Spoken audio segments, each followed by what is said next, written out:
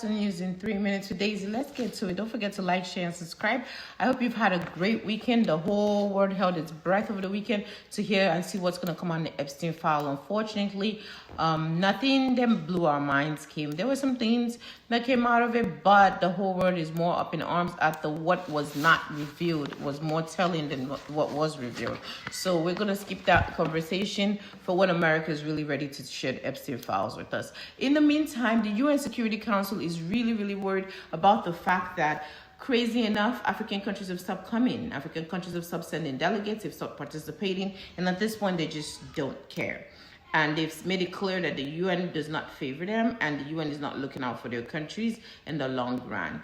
Zambia is looking at high risk for a coup. The UN is studying the pattern of coups that have been happening in West Africa lately, and have decided that the way Zambia is looking, based on the movements and everything that they've observed that happen in the Sahel nations, in Benin Republic and other, they're looking at the same pattern, and they're coming to the realization that this is the same thing that is happening. By the way, John Mahama, the president of Ghana, gave a very scathing rebuke of Donald Trump, which is the United States president, and spoke against how he has been maltreating Africans and how he has talked down at us. He called for Africa's unity and reminded us that we have a common vision and that our vision should be strong. Our vision for unity should be stronger than the ethnic lines that divide us. Another thing that he spoke about is the reminder that at the end of the day, just because you're in diaspora and earning a different currency does not make you any different than the person back home. That person is still your brother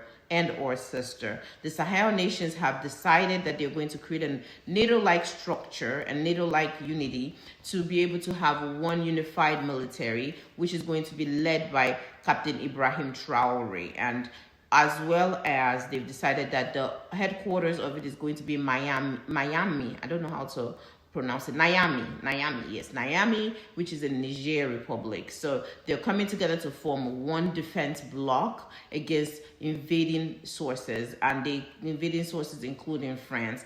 Speaking of France, they're really upset with Nigeria because as this is ongoing, Nigeria has drawn closer, as we see during the Benin Republic coup, that Nigeria was able to utilize resources and intelligence sharing from France in order to assist Benin Republic. According to Nigeria, the country of Benin Republic, specifically President Talon, called Nigeria for its help and its aid.